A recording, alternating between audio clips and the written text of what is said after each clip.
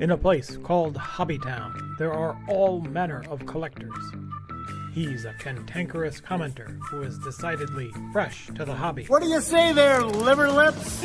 And he's a country gentleman, getting by on good old-fashioned Southern charm. But when I'm with my cards, I am carefree like a 12-year-old. Can two vintage card collectors coexist in conversation without driving each other crazy? The Cracked Ice House treasures Kaboomies. Kaboomy, one of one. You got to get some Southern drawl in this YouTube community, man. This is Hobby Talk with the Odd Couple, Tony the Southern Collector and Mike Petty.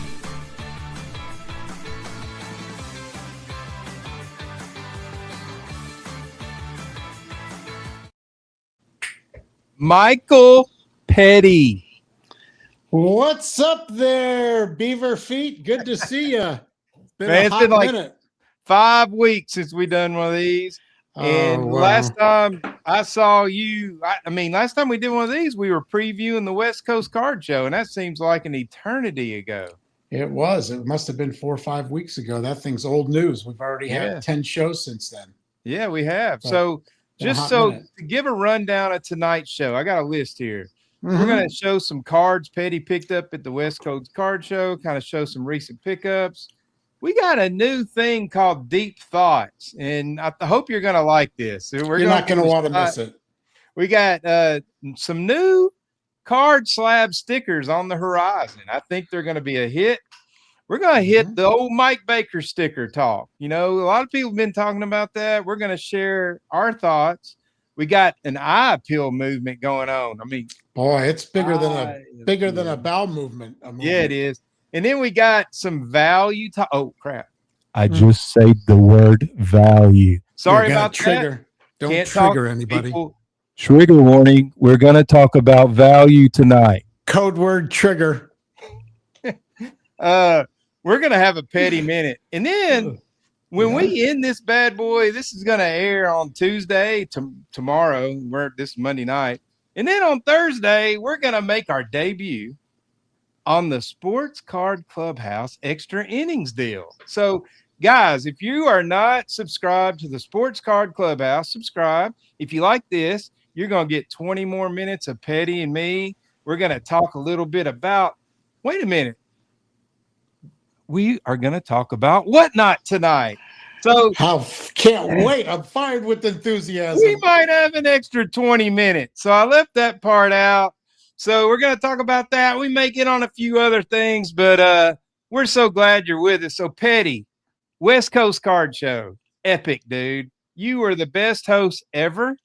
We had the best time. I love the show. Now we've given some other YouTube guys FOMO, and I think they're going to show up there next year. It was awesome. We've already talked ad nauseum about it, but I don't think we have shared your cards. So I'd only bought 2 cards when I think I was there. That's it. Look at that. So tell me a little bit about these cards and why they're important to you. Well, as you know, I'm in the process of upgrading. I never thought that, we're all going into going into our own special portals these days. Portal, code word portal. and my particular portal, one of them has been to do some slight upgrades. It's been, I used to say that I'm never going to upgrade. There's no need to upgrade. And now, it's been most of my joy lately with the hobby. A lot of the joy's been, I've been kicked in the nuts quite a bit lately. But the West Coast, the card shows are definitely right now number one on my list. Just walking around with friends really is fun, and it's getting together afterwards. It was really beautiful and really fun. But these 2 cards are important. The Ernie Banks, as you know, I'm a big home run derby collector. Yep. And I had that's an upgrade. Bought that from Howard Chasser. Of course, awesome. I had to pay double the money through Howard, but I sold a few things. You got to do. Got to do what you got to do if you want the goods, and it just is a beauty. It's better than a 3. Back is beautiful. The other one I had an SGC, and I collected it raw and had it graded on my own. I just looked at it. I said, I think I can part with this. And then this one came up. You see, it's got the new PSA number. Yeah. I thought it was centered at the time, but as you can see, I have to look at it this way for it to be centered. Obviously, it's got a little. That's but all it's right, man. But again, beautiful, beautiful. card registration. I'm trying to get a little bit more centered Yeah. with some of my cards, but sometimes you can't, and sometimes you can. And so that's what I ended up getting there. I sold Joe Perot a couple cards. Yeah. I sold Garrett a card, and came home with more money than I went with. So it That's was a always a plus. successful show. I think Yeah. I really enjoy selling at the shows these days, and it feels good to come back with more money than you leave with. Yeah, man. No doubt. You feel a little richer. It makes you. You really do. But then you get called flipper. Code word flipper. Flipper. But you know what? I really don't care. I No. like flipping. No. Do it how I you mean, want, bro. I mean, because I've been thinking about flipping the entire collection. Sometimes I feel like flipping it right in the pool. As you know, I get upset with myself and flip things. But yeah, I mean, the thought had crossed my mind. I had a come to Jesus moment, as a lot of people do, and just I'm going to be. I was mentioning, talk to you about it and a few other people, but I'm going to be 65 this year. It's about time that I start thinking about retirement, and that maybe I thought. I would sell. I have ripped the Band-Aid off with selling, as you have. You've sold more than ever. I've been selling just from things that probably didn't make me as happy as they used to. And I'm thinking about carving up. Of really making a point. Then I thought maybe I'll just sell it all at once. Give somebody a one time. And it really has to do with one of our next topics. I think we'll talk about it. You want to talk about value? No, not yet. We're Oh, going. no, we're not talking about value. No. We're going to talk about it, but not yet. Oh, okay. I thought it would be a perfect segue. I've got it structured, man. All right. We're So let's go. going to lead into one topic, then we're going to lead into another one. Let me finish up with the West Coast Card Show, because we got plenty of time tonight. We got 20 minutes extra. The guys want to know that we're there. I mean, so I told you about selling cards. We bought. Watching you was like, I have to share this one story with you. You were just on fire. I mean, you came just ready to sell your soul. Well, I already had 2 deals done. I was the man on the deals. mission that Friday night to go get the 2 cards I already did the deal on. Yeah, you were working with Ash quite a bit. I didn't plan on getting anything else, but you were waiting around with Ash a lot. best made plans of mice and men.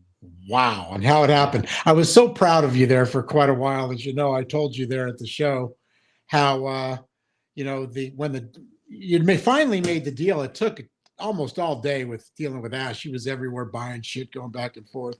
By the time you finally chased him down, you got your cards. It was late, and then all of a sudden that Jordan card came out of the box. I and, kept the 4 manuals. Yeah, you did. You showed me. So anyway, you look, I ended up keeping. I said, Tony, I'm really proud of you. I go, I can't, because those are really hard to part with. I said, I know you wanted to hold them and you had to come up with more cash. And I said, that's really something. And then no more than 5 minutes later, did Ash show you that Michael Jordan signed card with the upper deck. And you stood firm for about 30 seconds. You said, Ash, I think I'm going to go home or go back to my room. I'm going to think about it. It's Joe Perot's fault, man.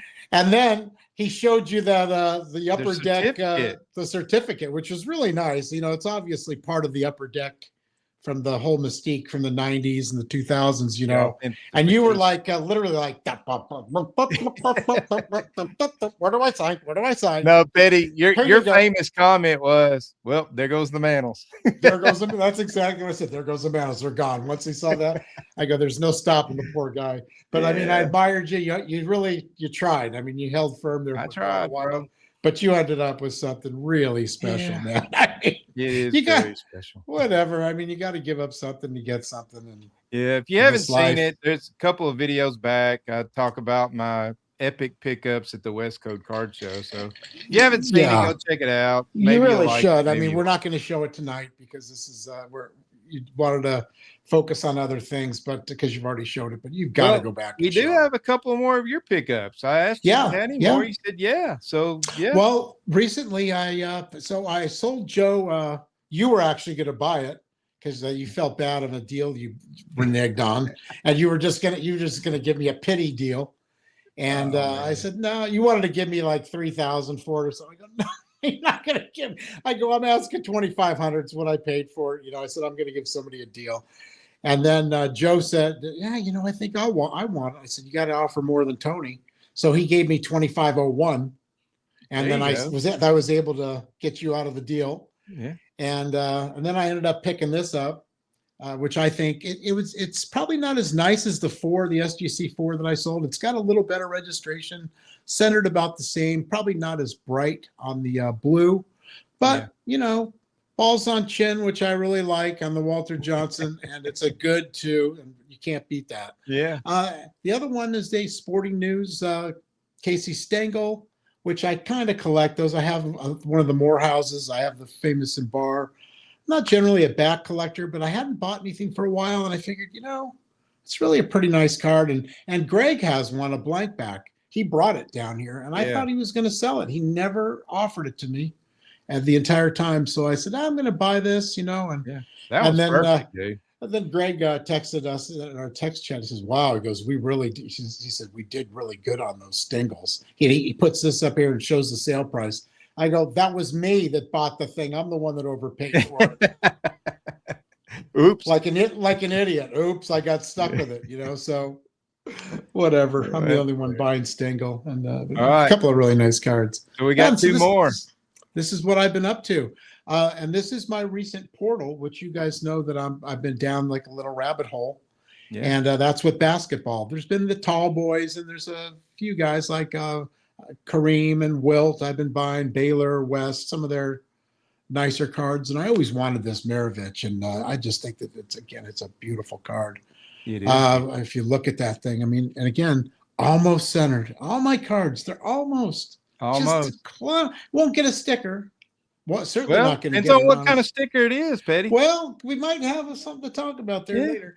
And the other one might be spotted like a raccoon, a little bit around the edges, but it's a hard card to find centered. And it's very hard. I just had to pay double comps for it. I don't know why. Just being it's got honest corners. Very, very honest. A little too honest, if you ask me, for 2.5. But anyway, so that's kind of what I'm up to, replacing some of the cards I lost. Well, I love them, dude. Yeah, I love them. Thank you. So, we're always trying to improve on the odd couple episodes. And, we can be replicated, but we can't be duplicated. Is that if people start coming up with this, then we know, I put on the wig. Next thing you know, people are putting wigs on. We're trendsetters. Let's face it. We're trendsetters. I've sat in that chair right there. I tried to be you there for a minute. It didn't really work. Easy. I didn't have the right accent. I didn't know how to handle the gold correctly. But man, it was fun. Yeah, exactly. You were really good at shaking. I was shaking. Well, look, I wonder why. So anyways, we had a great time. We did. But tonight we are going to try a new thing for our episode. So I threw this at you, and you are a great guy to let me do stupid stuff. So we're gonna hold on. Let me get my phone ready, because it takes a little bit. I'm gonna have to do a little bit here. So all right. Let me get this ready. This is not good radio right here. All right. So here we go. This is the intro to it. Everybody ready? This is called. It's got to play. Okay. And now, Deep Thoughts by Mike Petty.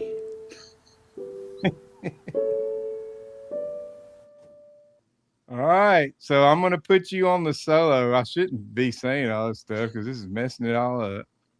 But here we go. All right. You ready? Let me get the music cued.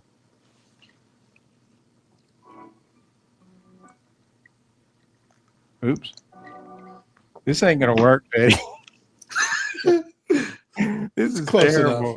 All right, let me just do the reading. Okay. Right, go ahead. No, I'm not reading it. You're thinking. Okay, let's start thinking, Petty. Okay. Just what is a slab? Are they distracting? Do I need them? And what's with these gold and silver stickers? Is that stacking stupid upon stupid? Do I need another idiot to tell me what looks good to me? Grading the grade. Maybe I can make money grading the grade of a sticker. Is it lucrative gimmick? Maybe I, Mike Petty, should have a sticker company. Maybe I, Mike Petty, can get a $2 million loan like Geo, spend it on 26 houses, and then bankrupt it, screwing all the investors. After all, I started a company before. It's not that hard. We're at the peak of the dumbing down of America, and the sports card hobby has a lot of dupes waiting to be parted from their money. Is a sticker just another opinion, or like an asshole? Everyone has one. PWCC, Fanatics, Four Sharp Corners, NBA. I mean, if known scammers like Brent Mastro and Mike Baker can make stickers and no one cares about their shady past, maybe I can make a Faker Baker sticker. Like all the fake GAI global certificates with fake autographs that polluted the hobby for 20 years. From the Mike Baker collection he released before tanking the very first reputable grading company. Maybe if a player is still alive, I can get them to put a 4-inch sticker on the slab with their approval. Personally, I don't think I need anyone else's opinion on how my cards look. I bought it because I didn't like it, saving me thousands of dollars. Now I like them. I think all the money I could save, I can increase the value of my cards and my friends too. After all, the hobby is filled with simpletons that only care what other people think. I'll be retiring this year and the hobby is revolting. Literally makes me want to puke sometimes. I've got the time. Maybe a low eye appeal sticker telling numbskulls your card looks like shit. Below the grade, it was assigned maybe a my appeal sticker. Or that other name that some grandpa coined that doesn't roll off your tongue. Own appeal. Ugh. I got it. An honest corner sticker. Only a $10 digital review. And a 2%, the value of the card for me to sell imbeciles their cards indeed have honest corners. That's it. Mike Petty Honest Corners Gold Stickers. MPA authenticated. I'll sell 1 million. Oh my gosh. Did you have fun? That was so fun. I gotta figure out how to get you off this thing. Oh my God. Come on, get off here. I hope they enjoyed that. That was written Man from the alive. heart. I can't get you off the big thing. Here we go. Now we're too big. There we go. I look so much better when I'm So small. let's like that. let's go a little bit deeper in here. Go ahead. I actually designed the Mike Petty Honest Corner sticker. So what do you think? You think this would work? MPA, Mike Petty authenticated, honest corners. So I guess that's a good idea. I Yeah. think I'm going to do it. So all you guys that are watching out there, send me a digital picture of your card and PayPal me $10. And if it has honest corners, you'll get a Mike Petty honest corner sticker. I mean, Or you even already if it gave does- me, you gave me already $50 for 5 cards, I think, and only one of them had honest corners. Do you have a picture of it? Well, look, man. Oh, I you pulled have 2 they all cards did. off of your personal collection. Now explain to me why you didn't know I was going to do this. Explain to me why they're crooked. Well, because all my cards are off center just a little, and I always look at them like that. So they're not going on straight, but boy, those look really good like that. People are going to like those. Dude, I mean, if that doesn't add value to somebody's honest corners, Yeah, I don't know. Because, I mean, some people might look at those cards and think to themselves, are those really honest corners?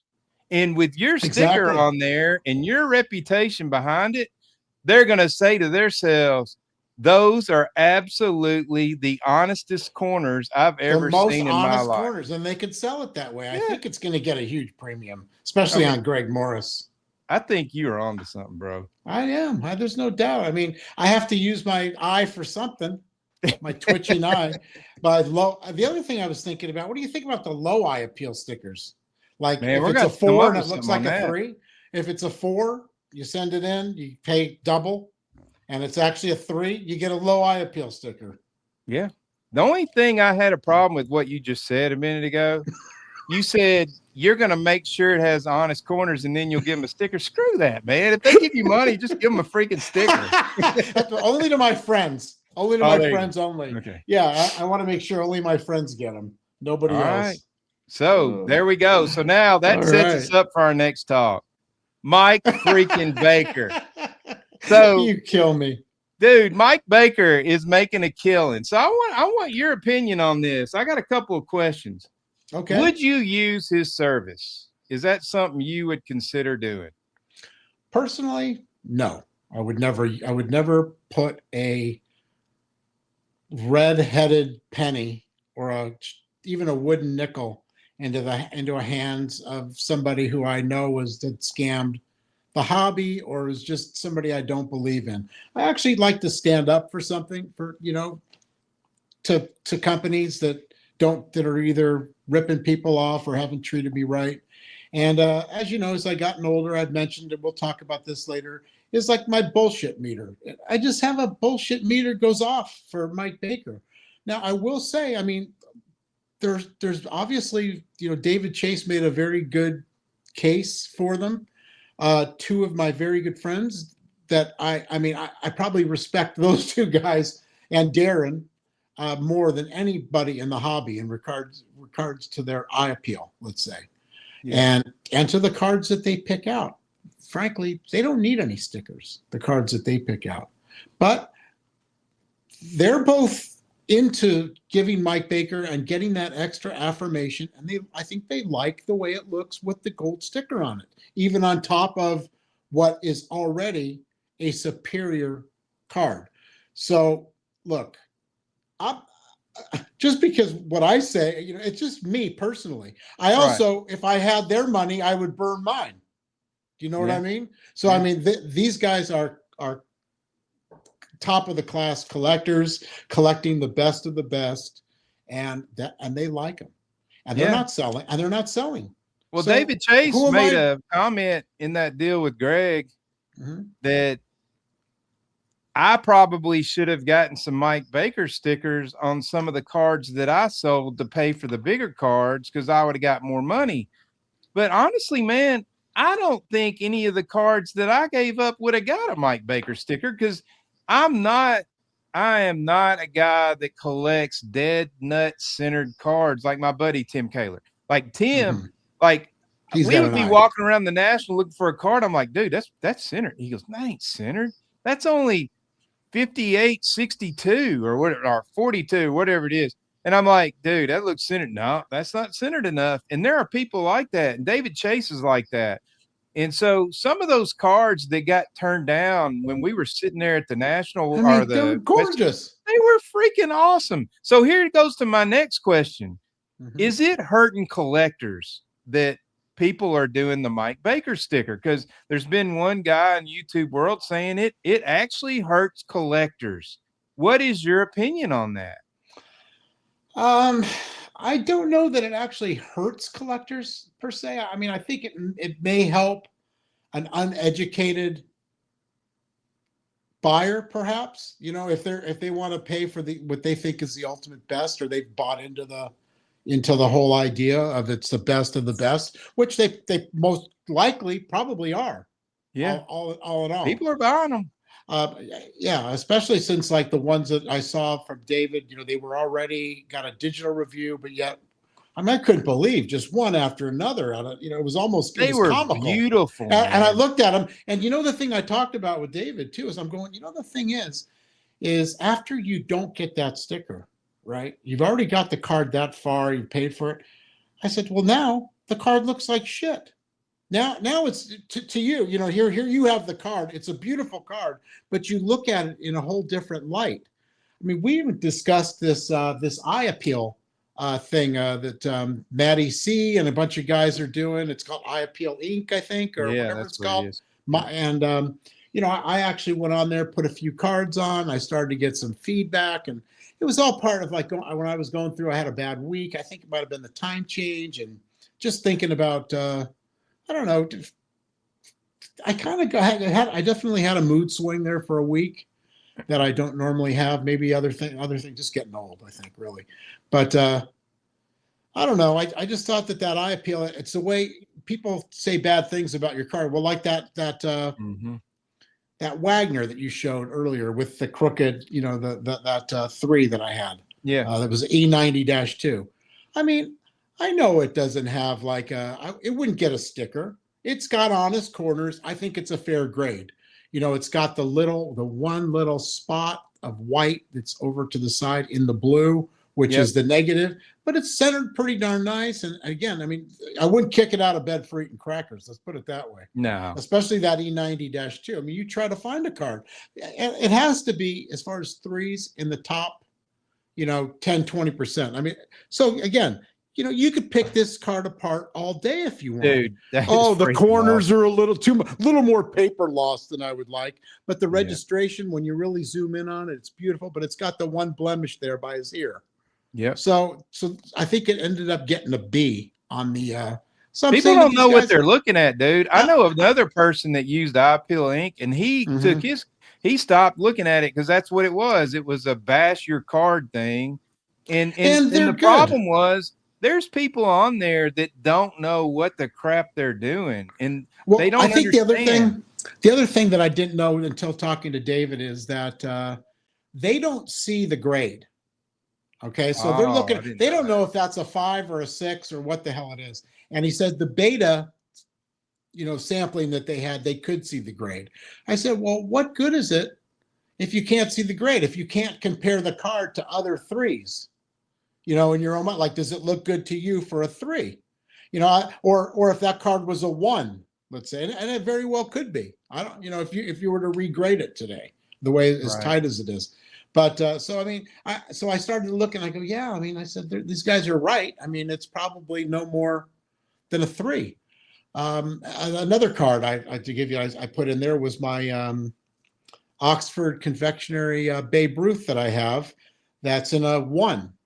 It's in the old holder, and it's a 1 because it has a probably a thumb spot of paper loss on the front. The worst place you'd really want paper loss on the front. You want it on the back. But those cards are notorious for being miscut. They're almost all of them like are this much on the top miscut, and then the backs are shredded. Or if you get that in a 1, I mean, you're literally not going to see his face. You're going to have the thing creased up because they're so thin. So like this card, I think one of our friends has one in a 5 or a 7. They must have paid 50, 60,000 for it. And the friend of this card has a better eye appeal, right? Right. So one guy says, well, I had to look at it for like 5 minutes to see what was wrong, to try to find something wrong with it. And then they finally could see that paper loss that was perfectly in the cloud to the right of his face. So it didn't affect it was a 1 graded correctly with a big paper loss, but it looked like a white part of a white cloud. Yeah. So it was really, again, and one guy didn't catch it. He gave it like I don't know. They were just, it was just kind of harsh on it, Yeah. They didn't they couldn't see that it was a 1. And for me, when I look at you go and look at all the 1s, you're never going to find a 1 that looks nicer. It looks like a 5 or a 6 actually. Yeah. With that. So there's that thing. The eye appeal movement is real.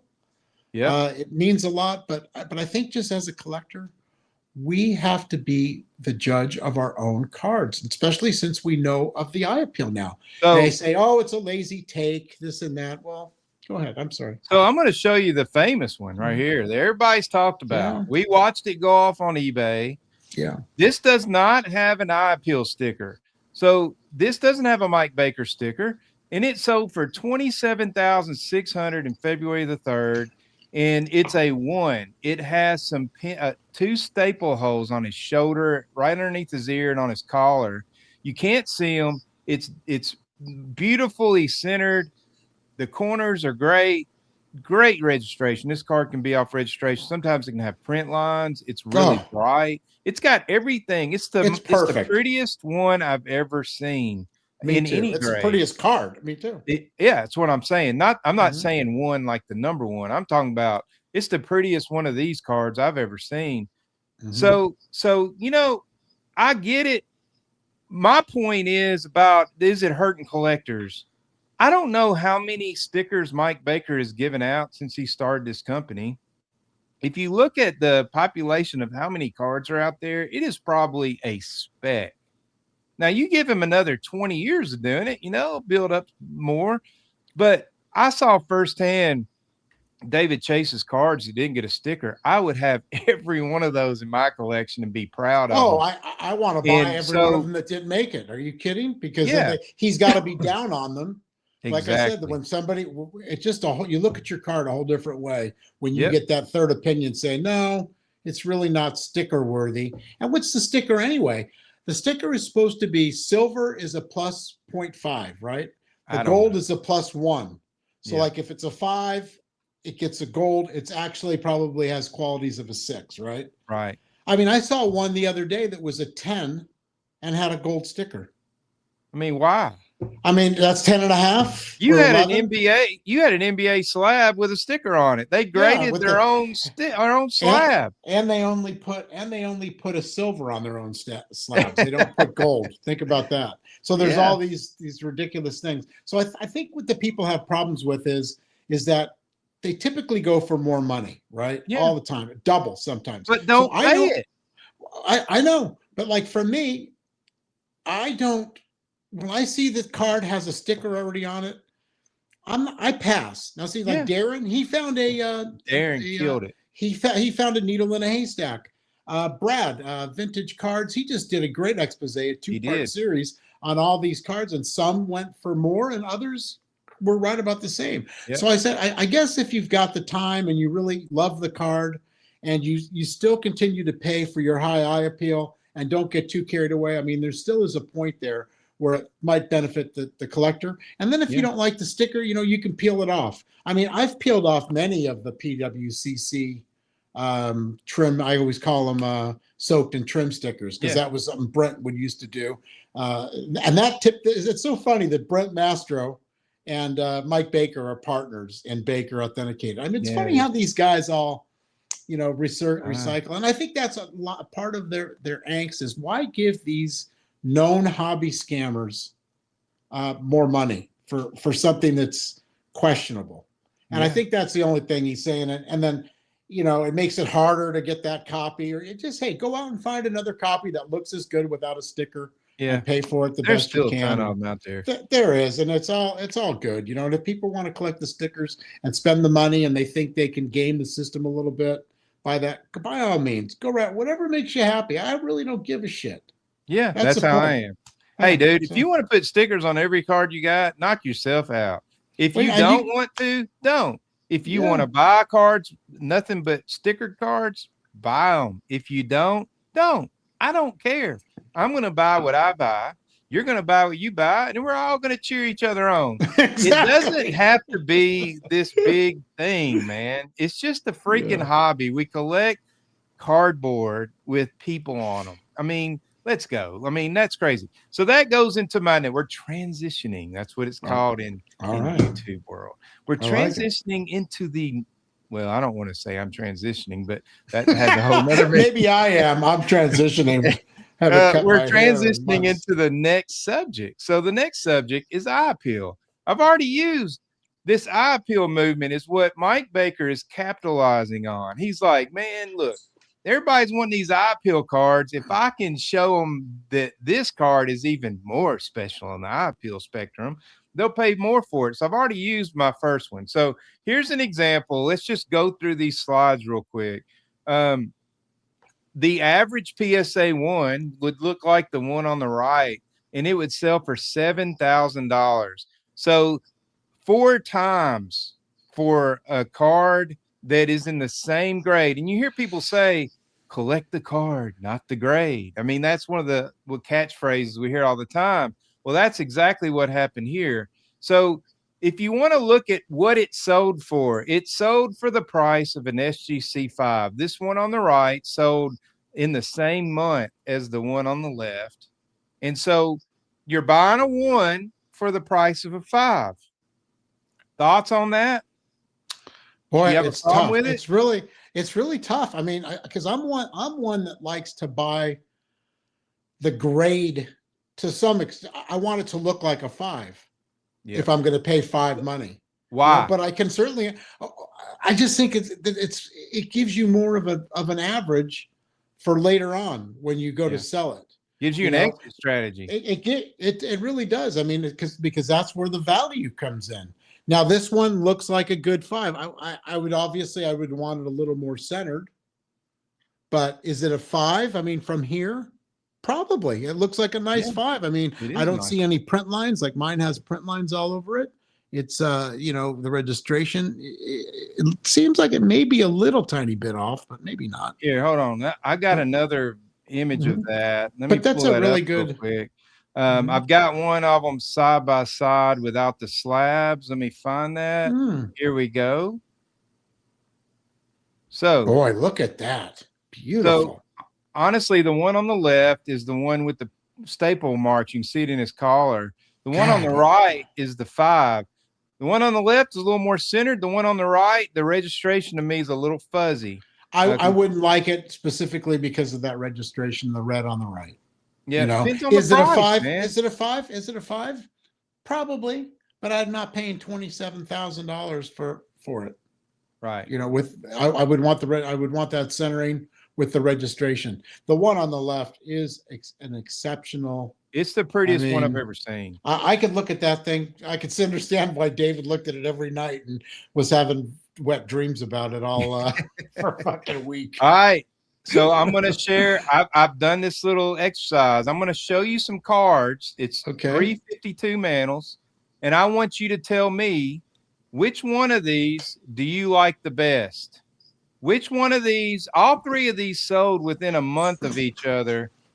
Which one of these, give me an order of which one you like the Okay. best and which one you think sold for the most, the middle, and the least. All right. Well, the one on the right sold for the most.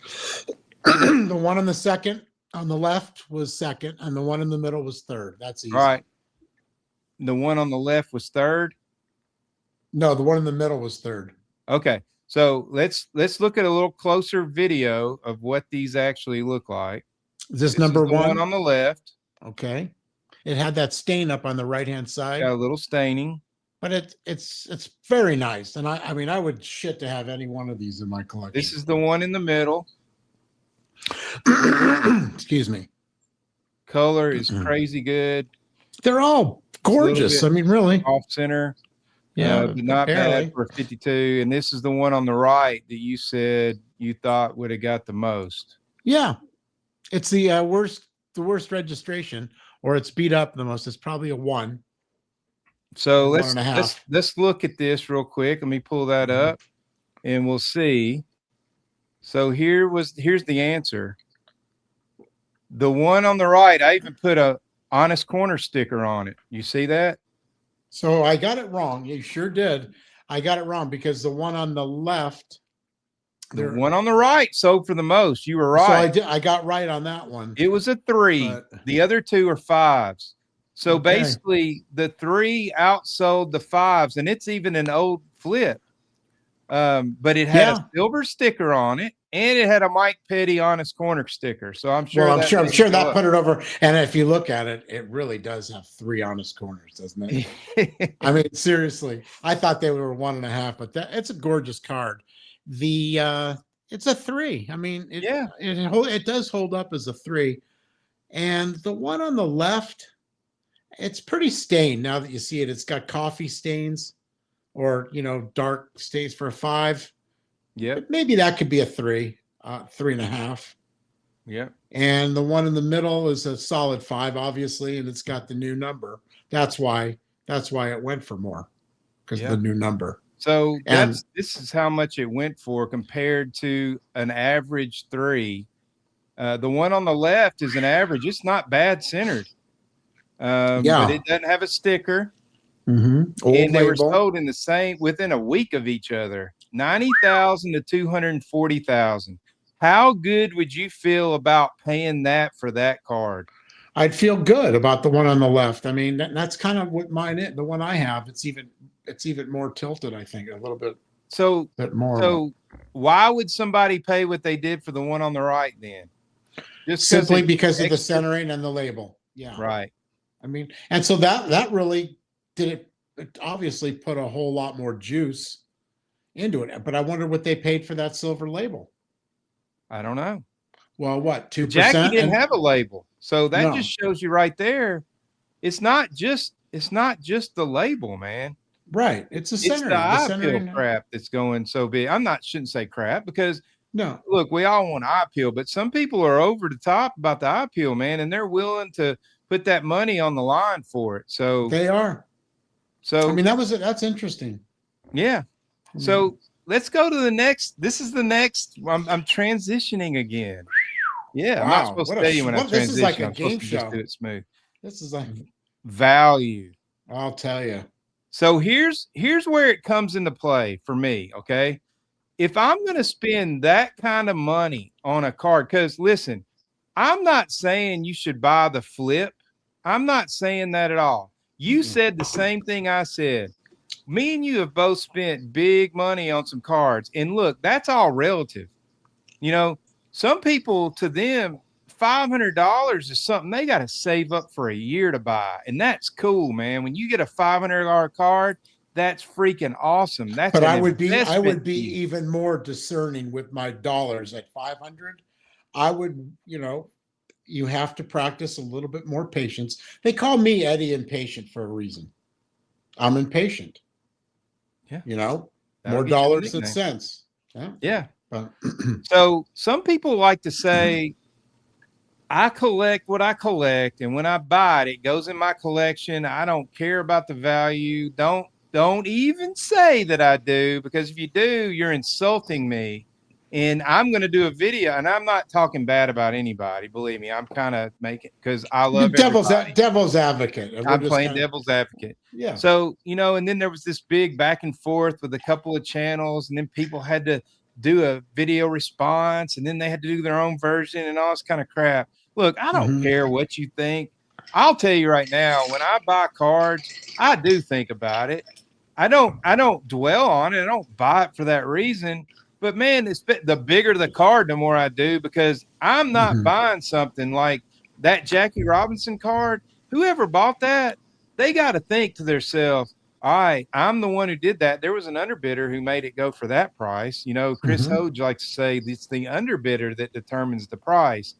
So once it's in your collection, cool. But man, you got to think to yourself, is somebody else going to value this, even though this Mickey Mantle 52 mantle that I just bought, that's actually a 3, I bought it for the price of a 5 or a 6. Can I get my money out of it? What if I lose my job?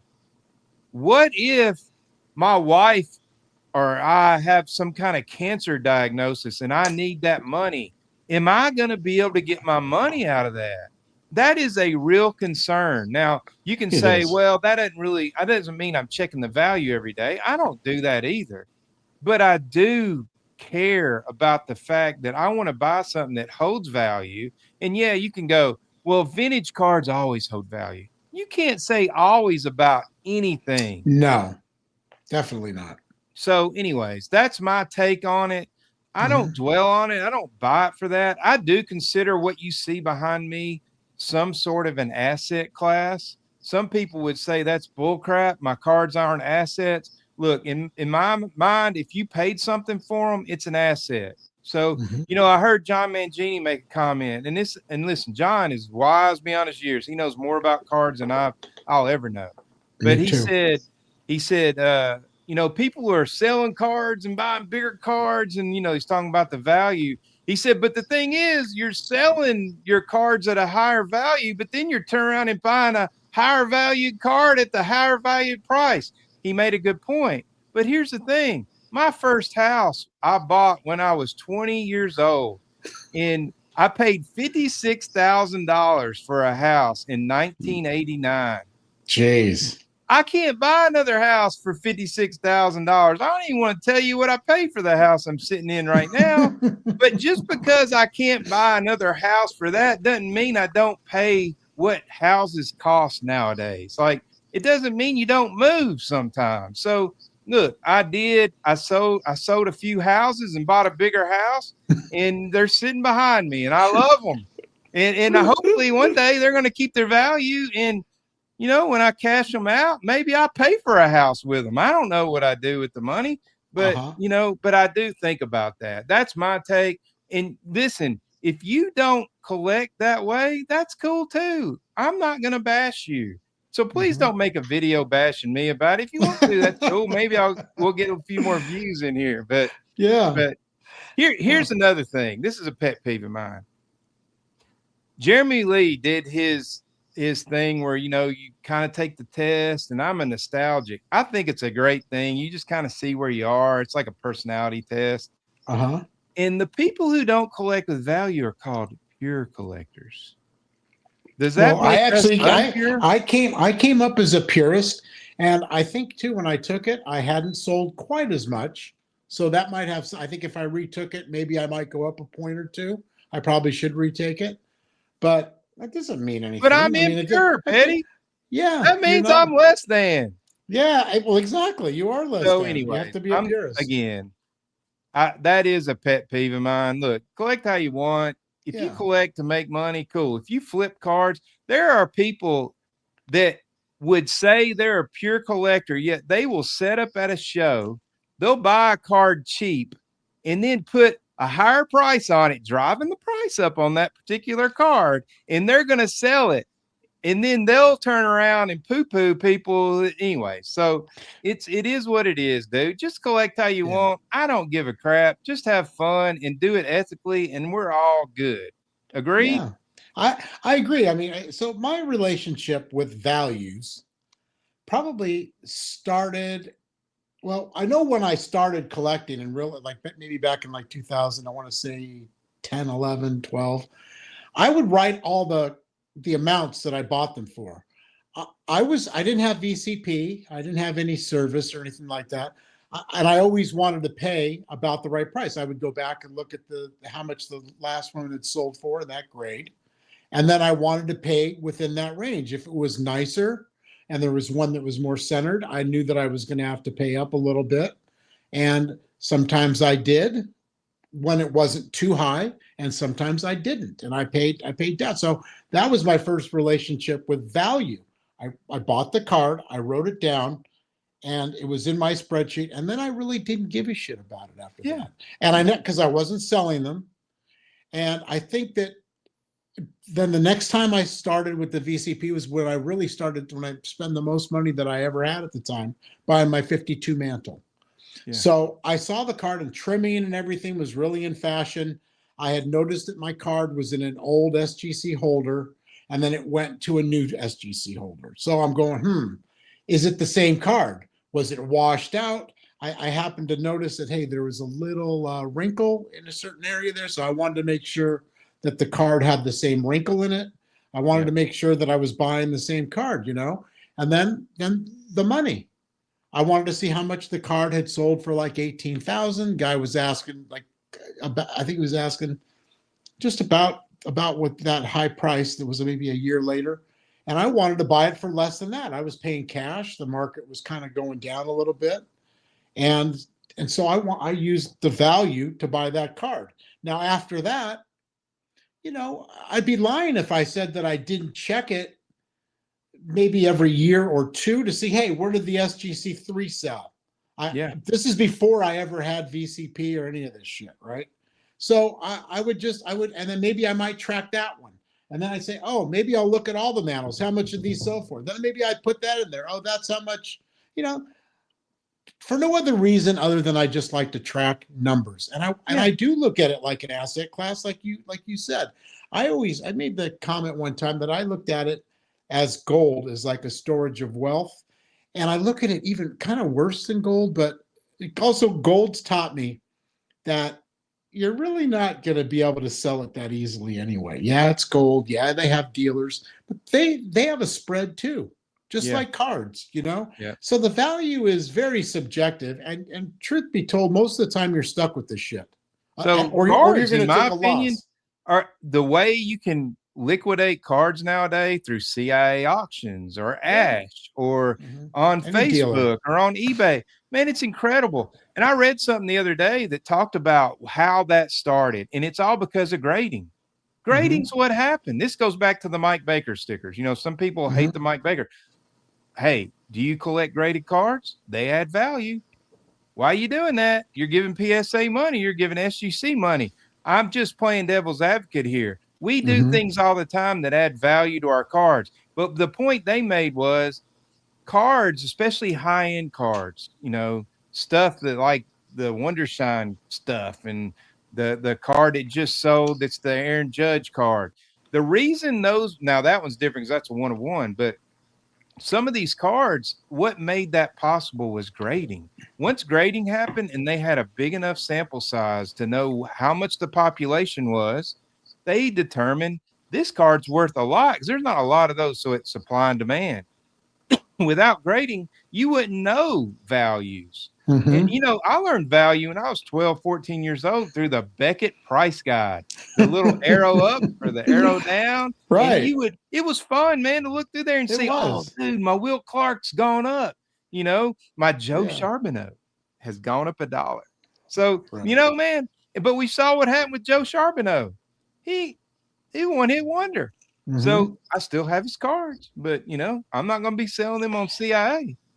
Now, where I think I started to become a little bit more, and whenever I bought cards, so the value was always important to me, obviously, to try to get the best value as I could, the best card for the value that I was willing to pay and the best grade and blah, blah, blah. But once this card ladder came into effect and I could I started to track my cards. So I never really tracked them in VCP. I didn't like the way they really did it. I maybe put 4 or 5 cards in there. They only tracked the last sale. And if you had something rare that was a pop 1 or 2 or 5, you're not going to get a sale. And it was just so hard to, you know, to ramp it up. But that card ladder is what really changed my opinion of the whole thing. I get an email every day telling me how much my collection is gone up. And it's almost like you know, it makes you feel like an asset class or whatever. It's kind of, to be honest with you, I have to be honest. It's a neat app, right? But I think the values are kind of stupid all in all. I mean, I don't know how sometimes they go up so high in certain areas, and then they go down. They go so low. I mean, and they're only trying to balance things out. Gives you an idea. It really does. I mean, I think if you look at it, I look at it as more of a game and more of a fun thing that I do than obsess over the damn values. Or if I'm trying to sell something, I'm not pricing it according to that anyway. I'm going to look at that and get a gauge. I'm going to go through some of the old sales. I find it hard to go back and look at sales on the card ladder. I find it easier with VCP to go in. It gives you an average, it gives you high, gives you the low right away on the card. It's definitely, for me, for that, it's more user friendly. But there's no denying my joy for the card ladder. And part of it, I told you and a few select people that they may or may not know this, and I guess I might as well share it with you. And that the fact is that one of the reasons I was selling too was I saw that bloated amount at the bottom line there and potential profit. And do I need the money? No. But I have that much money wrapped into it. And it's some pretty scary dollar amounts, to be honest with you. I mean, when you think about, you know, because I'm very methodical and very in tune to not putting more than 10% of my assets into any one thing. That includes real estate, cars, stocks, cash, gold, silver, everything, the whole gamut. I just don't feel comfortable having all of my cash, let's say, in one bucket, in the S&P 500, in one bucket, as you said. And so I've always made it a point. I don't need to get rich quick. I need to grow in each little category, just baby steps. I don't need 10% a year in everything. Whatever it is, I don't care. Gold, I was buying that since 2008, 1 ounce a week. If it went down, 1 ounce a month. If it went down, I'd buy 2. If it went up, I just kept buying and buying. And I didn't look at that as like, oh, what a great deal, or it's such a great investment. But fast forward to now, and that's $5,000 an ounce, and you have stacks of it. wow, guess what? What a great, it's been my best investment ever. Is Kinda an like investment. houses. I still don't look at it as an investment, just like I don't in my house. It's Yeah. not an investment. It's an investment in where I live. I just spent It's better than $50,000 the renting. last 2 weeks. At the end I of the mean, I day, you guess. got equity in your house. But what That's kind of you know, investment is it when you spend $50,000 a year? And I probably put much more than this house is ever worth. In 20 years, I put much more into it than So, ever. So anyway, transitioning. Look, we're going to go over an hour, so guys, y'all Yeah. hang with us. We're on a Yeah. roll. So transitioning from making money quick, we need to touch on this whatnot crap that's been aren't we all going to the do that rage. at extra hours? Or are we going to talk about it Let's here? just do some of it now, dude. All I right, mean, then I we'll know get you them- then wanted we'll- to do a minute. I wanted to comb my hair a little. Yeah, Look I good mean, for the hey man, camera. why not? You know. Why not? That was a good lead-in. So the whatnot thing came out today. They're not suing them. It's arbitration. Two different things. And the That's what I'm reason saying. is I did reach out about this. Me and you talked about this earlier today. They can't sue them. Once you click on you accept the terms, the only thing you can do is go to arbitration. So we know people, not everybody that does whatnot are scumbags. Our buddy Greg Of Miller, course not. he used to sell cards on whatnot. I remember back in the day when he did that. He wasn't ripping people off. He was No, just it's using just it the breakers. as a It's the small selling little. platform. It's just the breakers. It's just a small segment. They said maybe 5-10%. But they're the of biggest breakers. scumbags in the hobby, man. But to me, the breaking is just ludicrous. And some very smart people say that I'm not an attorney, but you know what? I did wear my think tank today. Here's Look my at that. lawyers: Dewey, Cheatham, and Howe. You see? So That's awesome. So I'm speaking. I'm speaking as an attorney. So don't take this as gospel, but the attorneys will, maybe question this. But just because, in my opinion, just because they have their bylaws that you sign off on, doesn't mean that if they have something in there and then and they're breaking the law, that just because you signed it doesn't mean it's so. Okay. I just think that this lawsuit or this arbitration suit is that they're trying to really skirt into their bylaws and hold that against them, as opposed to taking the hard route to just sue the shit out of them for gambling. And that my whole thing is a disappointment in the whole thing. And I think I've showed that somewhat to some people or in a couple of comments, is that, this Paul Lasko is a very respected attorney and a friend of the hobby. He goes on with a lot of people, and I respect the man highly. Okay. The fact that he looks like David Crosby, and he was, Crosby, Stills, and Nash. Just a song before I go, to whom it may concern. See, we're beautiful. Traveling twice the speed of sound. It's easy to get burned. Isn't that appropriate? So I happened to call him, what did I call him? Paul Lesko, Nash and Young. Yeah, that's right. And then, of course, Dan wanted to correct me that that's a Graham Nash song. But last time I heard, they were all a trio and they did harmonies, kind of like we did tonight. So that's the joke anyway, in case you didn't get it. But, he's never sued anybody in the hobby that I know of. So it's like he's a litigator, but he just basically lays out all the cases against everybody in the hobby. So when somebody sues, he follows up, he looks at all the cases, and it's, he really plays a great part for us hobbyists. But now all of a sudden, he wants to dip his little toes into the arbitration waters, and from what I heard on Mike's interview on the Junk Wax Hero,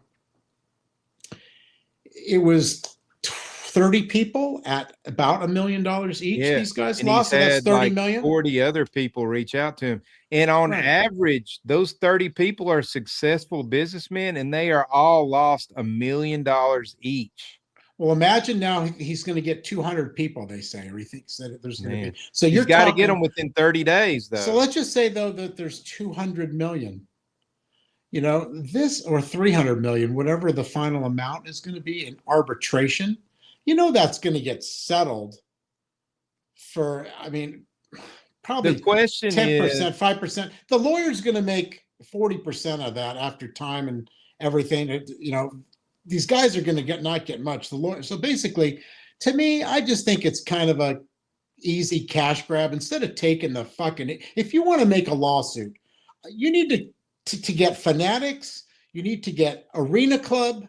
You need to get eBay Live. You need to get Why Not. All these fucking breakers and all these stupid ass mystery packers. is You this need the to minute? group them all together. No, I guess. I mean, it's the end of the show here, so it's kind of a minute. But you need to get all these guys in, and you need to challenge their fucking bylaws. And it's fucking gambling. That's the bottom line. So you need to hold them to account that this is gambling, and I don't give a shit what you sign your rights away. You know what I mean? And that's going to take time, and it's going to take money, and it's going to take lawyering against huge entities, you know?